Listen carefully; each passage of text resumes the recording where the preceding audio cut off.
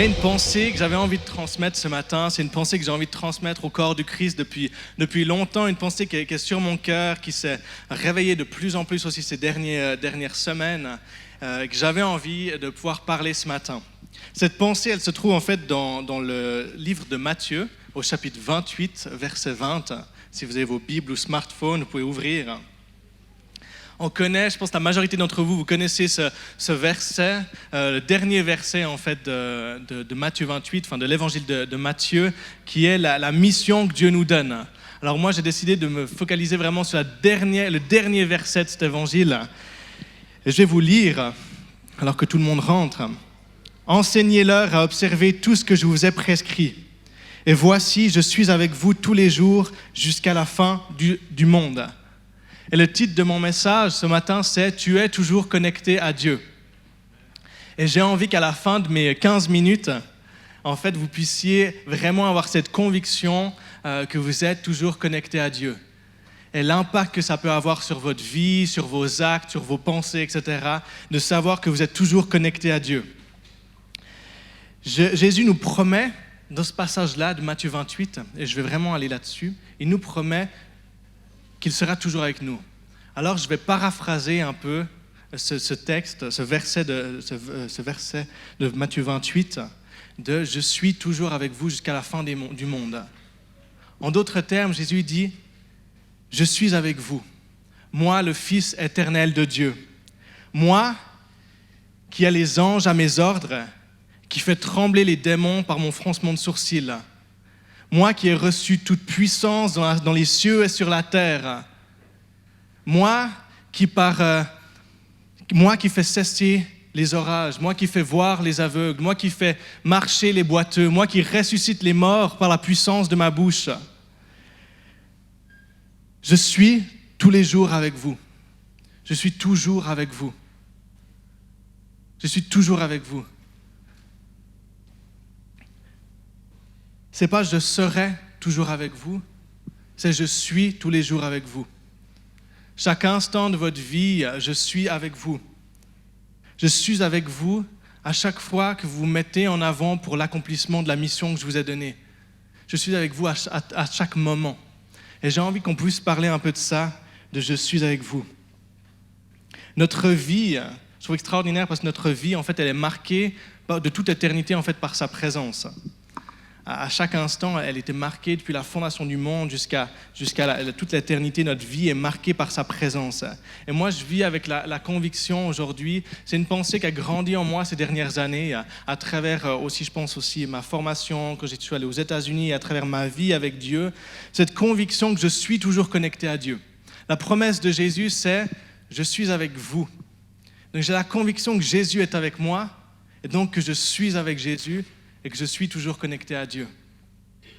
La parole, elle nous donne une autre promesse dans Romains 8 qui dit, probablement que vous connaissez ce chant, en tout cas moi, quand j'étais dans l'église avant, de l'église réformée de mon papa, on chantait souvent ce chant dans Jem. Alors, je ne sais pas quel numéro. La semaine passée, on a fait deviner les numéros des Jem. Alors peut-être que Gilbert, tu t'en souviens, qui parle en fait de... je vais vous lire le verset. « Car j'ai l'assurance que ni la mort, ni la vie, ni les anges, ni les dominations, ni les choses présentes, ni les choses à venir, ni les puissances, ni la hauteur, ni la profondeur, ni aucune autre créature ne pourra nous séparer de l'amour de Dieu manifesté en Jésus-Christ notre Seigneur. » Il y a une chanson qui va comme ça aussi. Vous vous souvenez ? 3 personnes. Bon. On ne la chantait pas à l'église évangélique d'Oron de l'époque. Ah, je la chante, je ne me rappelle plus la mélodie. Cette promesse, en fait, que rien ne peut nous séparer de lui. Si ce n'est qu'une chose. Celui qui a dit Amen, non, c'était trop tôt. Si ce n'est qu'une chose. Peut-être vous dites, là, le pasteur Jonas, il part dans des théories. Il est en train de contredire la Bible. Non, ce qui est très intéressant à travers ce verset, c'est qu'il est parlé, en fait, des choses présentes et des choses à venir. Ni les choses présentes, ni les choses à venir ne peuvent nous séparer de l'amour de Dieu. Mais il n'est pas parlé des choses passées. Pourquoi ?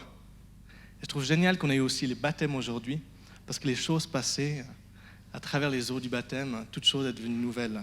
Pourquoi est-ce que le passé n'est pas mentionné. Parce que c'est seulement ce que nous croyons de notre passé qui peut nous séparer de l'amour de Dieu. C'est la vision qu'on a sur notre passé qui peut nous séparer de l'amour de Dieu. C'est ce que nous pensons qui peut nous pousser à nous sentir en fait déconnectés de Dieu. Dans le passé, dans les accusations de l'ennemi sur notre passé, que ce soit la honte, le regret, la culpabilité, le sentiment de n'être pas digne, toutes ces accusations de l'ennemi, des choses du passé, sont les seules choses qui peuvent nous empêcher de nous sentir déconnectés de Dieu. Ce sont les seules choses qui peuvent nous empêcher de recevoir son amour. Moi, je l'ai expérimenté dans ma vie à tellement de niveaux. Alors, je pense qu'il y a beaucoup de choses.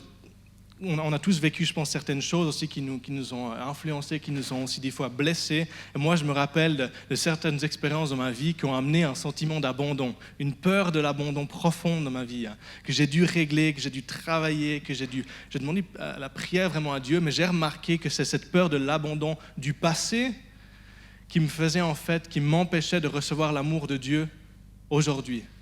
L'amour de Dieu, la promesse de Dieu, c'est que ni les choses présentes ou les choses passées, futures, ne peuvent nous empêcher, ne peuvent nous séparer de l'amour de Dieu. Pourquoi ? Parce que le présent et l'avenir et la promesse qui sont remplis de l'amour de Dieu. C'est extraordinaire. Le présent et l'avenir, il y a la promesse de Dieu qui sont remplis de l'amour de Dieu. Mais le passé peut nous empêcher de rentrer là-dedans. On vit en fait vraiment dans cette espérance, dans cette promesse qu'on peut se tenir aujourd'hui dans le présent, dans son amour, et le futur dans son amour, et que rien ne peut nous séparer de ça. Aucune puissance, rien ne peut nous séparer de ça. La seule chose qui peut nous empêcher de nous tenir dans cet endroit, dans ce lieu, c'est ce que nous pensons de notre passé. Mon désir est de voir en fait dans cette église, dans le corps du Christ, et de voir chacun prier, prophétiser, chacun juste agir, juste quand vous priez pour les malades, quand vous priez pour vous-même dans votre relation avec Dieu, j'ai envie que chacun sache à quel point il a accès à Dieu. C'est un peu mon cheval de bataille, j'ai toujours voulu parler de ça. Mon premier message que j'avais prêché ici, c'était par rapport au royaume du manque et au royaume de l'abondance. Et c'est toujours par rapport à ça, c'est qu'on peut soit fixer nos yeux sur le présent, sur le futur, de ce que Dieu a pour nous, l'amour qui remplit ce lieu du présent et du futur, ou soit on peut regarder au passé. Soit on peut prier, soit on peut prophétiser depuis le présent, en pensant à l'avenir, ou soit on peut prier, prophétiser, intercéder, en se focalisant sur le passé, avec les manquements du passé, avec les choses qu'on s'est loupées, avec les choses où, il y a des choses qui nous sont arrivées. Et puis on peut soit en fait vivre ça à travers les accusations de l'ennemi, à travers le manque en fait de ce que Dieu a, le manque en fait de sa présence. L'ennemi connaît ton nom, mais il t'appelle par ton péché. Et Dieu connaît ton péché, peut-être vous avez déjà entendu cette phrase-là, Dieu connaît ton péché, mais il t'appelle par ton nom, dans ton identité. On a la chance d'avoir ce Dieu-là, qui fait que toutes choses sont faites nouvelles. À travers les eaux du baptême, à travers lorsqu'on donne notre vie à Jésus, toutes choses sont devenues nouvelles. J'ai envie vraiment de vous encourager, comme l'a dit Elena, de vous faire baptiser. Le baptême n'est pas seulement une étape de la vie chrétienne, c'est un fondement de la vie chrétienne. Je dirais même jusqu'à dire que ce n'est pas facultatif. Ça fait partie de ce que Jésus nous demande pour vraiment en fait, être libéré de notre passé. Moi, j'ai envie de voir aussi une église qui marche selon le principe de Hébreux 4 au verset 16. Je n'ai pas donné les versets derrière, alors ils n'ont peut-être pas mis. Qui dit « Approchons-nous donc avec assurance du trône de la grâce ». Une église qui sait à quel point elle a accès à Dieu. Une église qui sait à quel point elle est connectée. Une église qui sait qu'elle peut s'approcher avec assurance du trône de la gloire. Une église qui sait qu'à n'importe quel moment de la journée, de n'importe quel instant, elle peut s'approcher avec assurance du trône de la grâce. Ça a été une révélation dans ma vie, dans ma vie avec Dieu, dans ma relation avec lui, de simplement pouvoir, à n'importe quel moment de ma vie, juste pouvoir me tourner mon affection, tourner mon attention vers Dieu et savoir que je peux m'approcher avec assurance du trône de Dieu. Qu'il n'y a rien qui peut me séparer, seulement ce que je pense du passé. Mais que maintenant, dans le présent, qui est rempli de l'amour de Dieu, je peux m'approcher du trône de la grâce. Moi, j'ai envie de voir une église qui vit dans cette réalité-là. Qu'à n'importe quel moment, elle sait qu'elle a accès à ça. Dans ma vie, j'ai aussi eu des temps où je faisais beaucoup de déclarations. Je crois vraiment à la puissance de la déclaration. Et il y a des temps où je faisais vraiment énormément de déclarations. Et une des déclarations que je faisais chaque matin, je voulais que ça rentre. Je voulais que ça rentre là-dedans. On dit que notre cerveau, il lui faut 28 jours pour créer une habitude. Et donc, il fallait au moins 28 jours pour que je me rappelle et que ça devienne une habitude que lorsque je me trouve dans certaines situations, que ce soit la première chose qui me vienne en tête. Et une de ces déclarations, c'était « J'ai accès au royaume de Dieu et je peux le donner à n'importe qui, n'importe quand, n'importe où. » Mais j'ai dû le déclarer jusqu'au point où n'importe où j'étais, que ce soit dans les rues, je suis allé faire de l'évangélisation dans des casinos quand j'étais aux États-Unis, et je me dis, c'est peut-être pas forcément le lieu, mais non, je peux déverser le royaume à n'importe qui, n'importe où, n'importe quand. Et je me rappelle voir des choses extraordinaires juste parce que je pouvais vivre dans cette promesse-là, que je peux m'approcher avec assurance du trône de la grâce, libérer son amour, libérer son royaume, n'importe où. Et moi, j'ai envie de voir une église qui vit comme ça, une église qui ne se sent pas déconnectée, une église qui ne se sent jamais déconnectée de la présence de Dieu, une église qui peut, on se réunit le dimanche matin et la première note de musique, vous vous sentez connecté, vous sentez juste la présence de Dieu qui envahit ce lieu et qu'on n'a pas besoin d'un chant pour se chauffer. Ce n'est pas le nombre d'heures qu'on passe à l'église, ce n'est pas le nombre d'heures qu'on passe à prier, ce n'est pas le nombre d'heures qu'on passe à faire des déclarations, ce n'est pas le nombre d'heures qu'on passe à chanter en langue qui vont augmenter la présence de Dieu à côté de nous. Est-ce que vous saviez ça? Alors bien sûr, ces choses, elles ont une incidence sur notre vie. Bien sûr que la prière, la déclaration, elles ont une incidence colossale sur notre vie. Bien sûr qu'il faut pratiquer ça. Mais ce n'est pas la condition pour avoir accès à sa présence. La condition, c'est Jésus qui la donne. C'est toujours lui qui la donne, la condition. Mais la condition, je pense qu'on peut la trouver dans plein de ces discours, de ces enseignements à Jésus. Même j'ai envie de parler de cette condition qu'il nous donne dans Apocalypse 3 au verset 20, qui nous dit, c'est drôle parce qu'en fait, avant de le lire, j'aime quand les cultes, les célébrations, depuis le moment où on commence à prier le matin, juste avant la célébration, jusqu'à toutes les interventions du président, de la louange, j'ai l'impression que tout a déjà été dit dans mon message. Vous avez tous à peu près cité ce que j'allais dire. Toi, tu as cité Jérémie avant, ce passage-là, en fait, qui dit « Voici, je me tiens à la porte et je frappe ». Alors moi, j'aime, en fait, quand je me dis « on est dans la bonne direction. On va tous dans le même sens. » Si quelqu'un entend ma voix et ouvre la porte, j'entrerai chez lui, je souperai avec lui et lui avec moi. La condition de Jésus pour l'accès à sa présence, c'est son sacrifice à la croix et notre acceptation de ce qu'il a fait pour nous. Jésus vient, frappe à la porte, et si quelqu'un entend sa voix, il rentre et il mange avec nous et nous avec lui. Jésus est avec moi tous les jours. Il nous promet, je serai avec vous tous les jours jusqu'à la fin du monde. Il vient manger avec moi et je mange avec lui. On a cette promesse que c'est la condition, c'est que simplement qu'on écoute sa voix, qu'on le laisse rentrer alors qu'il frappe et qu'on laisse simplement en fait venir manger avec nous. Qu'on peut avec assurance lui ouvrir la porte et savoir qu'il n'y a rien qui peut nous empêcher de recevoir son amour. Qu'on peut lui ouvrir la porte, il n'y a aucune chose du passé, parce qu'il a payé pour ça, qui peut nous empêcher de recevoir son amour. Il n'y a rien qui peut nous... on n'a pas honte quand on ouvre la porte de le laisser rentrer. Parce qu'on sait qu'il a payé pour ça, on sait qu'on a accès maintenant et que le présent et le futur est rempli de son amour. Et ce matin, je n'ai pas envie de prêcher long, je savais qu'il y avait les baptêmes, je n'avais pas envie de rajouter trop, mais j'ai envie qu'on puisse... j'ai envie de faire un appel et j'ai envie de vous inviter à vous lever. Volontiers, s'il y a quelqu'un au piano qui peut venir, avec plaisir. Je n'ai pas dit, mais merci. Et ce matin, mon appel, c'est un appel à la repentance. C'est un appel à la repentance. C'est drôle parce qu'aussi Jérôme, avant le message, était venu me donner une parole par rapport à ça. J'étais là, c'est là-dedans que je veux aller. Donc, j'ai envie de rentrer là-dedans. Mon appel est la repentance. Puis on se dit, peut-être la repentance, c'est un gros mot. Mais la repentance, dans ce que ça veut dire, la repentance, c'est quand je change d'attitude. La repentance, c'est quand j'ai été pendant des années dans ce sens-là et je me repens pour aller dans ce sens-là. Et ce matin, j'ai envie qu'on puisse avoir un temps de repentance pour toutes les fois où on a cru aux accusations de l'ennemi sur notre vie. Un temps de repentance pour tous les moments où on n'a pas accueilli, on s'est privé de l'amour de Dieu pour notre vie. Un temps où on demande pardon à Dieu, de dire « Je te demande pardon parce que je me suis privé de ton amour tellement souvent. Je me suis privé de ce que tu avais pour moi. J'ai cru aux accusations de l'ennemi. » J'ai envie qu'on puisse vivre un temps de repentance en disant « Pardon Seigneur parce que j'ai cru aux accusations de l'ennemi sur ma vie, sur mon passé.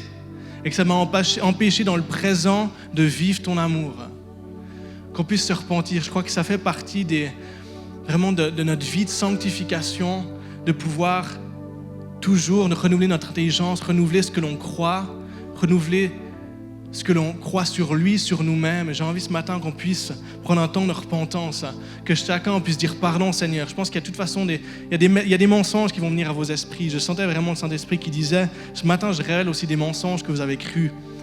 Vous avez cru sur vous-même, que vous avez cru sur votre relation, que vous avez cru sur votre passé.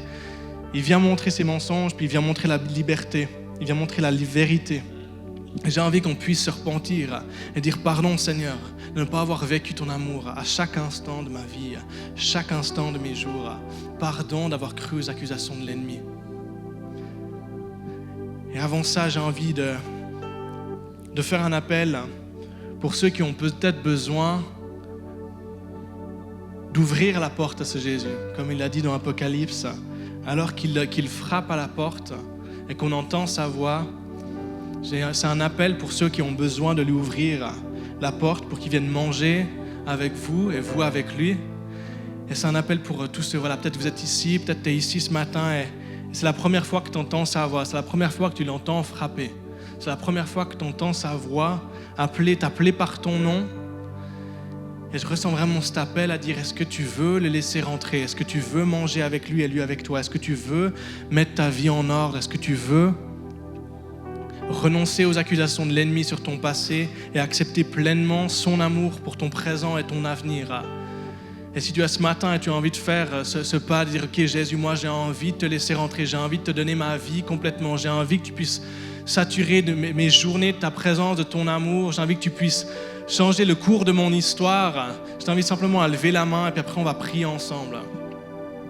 Si ce matin tu es là et tu dis, mais moi j'ai besoin de laisser Jésus rentrer, je vois ta main. Je vois ta main. Je crois qu'il y a plusieurs personnes, je ressentais aussi, Saint-Esprit m'a dit, il y a quelqu'un ici qui a le secret. Je dis, ok, d'accord. Puis il me dit, oui, puis cette personne, elle a le secret, elle l'a utilisé, elle a toujours cru qu'elle faisait du bien, mais c'était d'une autre source. Et j'entendais le Saint-Esprit qui disait, mais moi, je veux lui révéler la vraie source, les fleuves d'eau vive. Et je sentais que cette personne qui a le secret qui est ici, que tu as eu déjà des expériences dans le passé avec Dieu, mais par différentes circonstances, il y a eu d'autres choses qui sont passées, tu t'es détourné. Mais je crois ce matin, Dieu veut renouveler ta vie.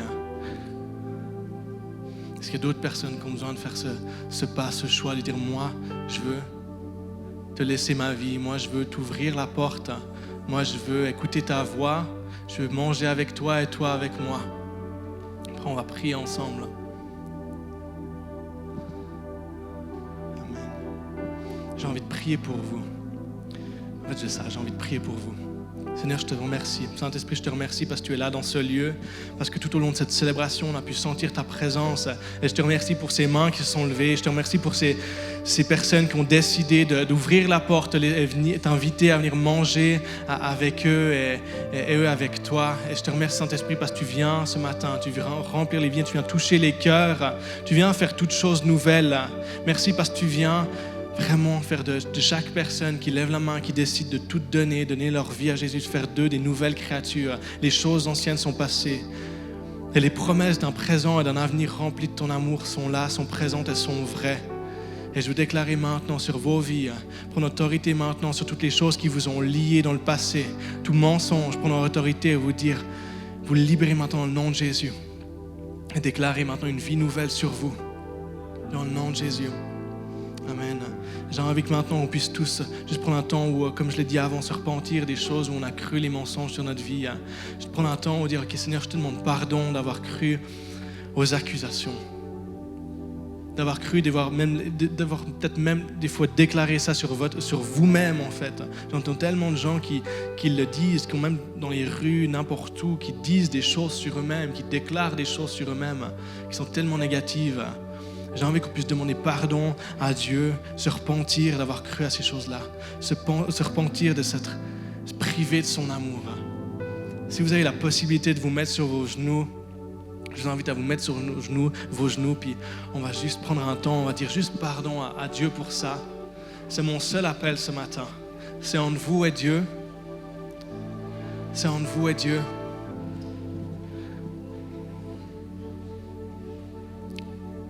Et vous déposez ces vérités.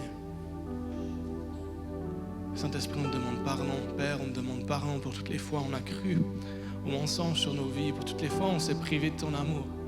Pour toutes les fois où on a cru à ce que l'ennemi disait sur nous. Toutes les fois où on a laissé la honte, le regret, la culpabilité, le sentiment de n'être pas digne nous empêcher de recevoir ton amour. Toutes les fois où on a laissé aussi cet esprit d'orphelin nous empêcher de recevoir ton amour. On te demande pardon, Père. On te demande pardon, Père, pour tout ça. On te demande que tu puisses mettre la vérité sur tous nos mensonges. On demande pardon, Père, de nous être privés de ton amour. Et on croit que notre présent, notre avenir est saturé de ton amour.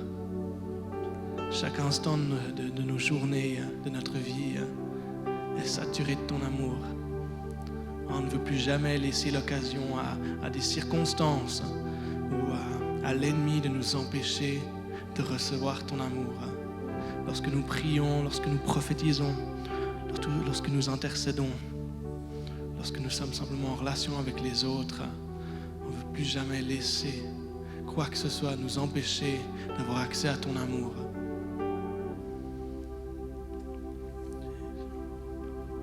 Simplement mettez aussi sur vos... prononcez-le, déclarez-le aussi. Dites les choses que vous avez crues aussi. Renoncez à ces choses-là. Demandez pardon à Dieu pour ces choses-là. Et accueillez son amour. Je crois en une fraîche visitation de son amour sur cette église, sur le corps de Christ. Je crois en quelque chose de nouveau. Je crois vraiment en son amour qui va être déversé dans les cœurs, qui va être déversé dans toute cette région, comme quelque chose qu'on n'a jamais vu. Je crois en un peuple qui est en train de se lever avec une faim, une soif de Dieu renouvelée. Une faim, une soif de Dieu comme on ne l'a jamais vu. La semaine passée, j'étais en train de lire par rapport à l'histoire de Smith Wigglesworth, qui était un revivaliste il y a 100 ans en arrière, qu'un homme qui a impacté le monde d'une façon extraordinaire. On l'appelait l'apôtre de la foi. Il est dit qu'il est venu en 1906 à Vevey, à Lausanne, à Thun, mais il racontait son expérience à Vevey. Il disait les gens avaient tellement faim et soif qu'il a annulé ses conférences en Norvège et en Suède pour rester un mois entier à Vevey, dans cette région-là, parce que les gens avaient tellement faim et soif. Et moi, je crois en ça. Je crois de nouveau en ça, où les gens vont s'arrêter, où quelque chose va se passer, parce que les gens ont tellement faim et soif de sa présence que ça va impacter les régions entières. Et je crois qu'on va pouvoir changer le cours de notre histoire, le cours de l'histoire de cette région, de ce pays, de ce continent, par la faim et la soif qu'on a de sa présence, par la conviction qu'on a toujours accès à son amour, par notre capacité à libérer son amour partout où on va, libérer son royaume à n'importe qui, n'importe quand, n'importe où. Et Saint-Esprit, je prie pour un baptême de feu qui puisse tomber sur chacun, un baptême nouveau de ce que tu as pour nous, un baptême frais de ta présence, Saint-Esprit, sur chacune des vies. Saint-Esprit, il y a quelque chose de nouveau et je veux libérer vraiment ce baptême de feu qui brûle toutes les peurs, qui brûle toute accusation, qui brûle tout mensonge pour rentrer dans quelque chose de nouveau. confrontés dans une faim et une soif renouvelée pour ta présence. Merci, Saint-Esprit. Jésus. Commencez simplement à élever vos voix pour lui dire à quel point vous avez envie de sa présence. Comme l'a dit Jérémie avant, durant la louange, je crois que ça continue d'être cet appel-là, à crier à lui pour sa présence, à crier à lui pour plus, crier à lui pour la révélation de qui il est, crier à lui pour un baptême de feu, un baptême frais sur nos vies.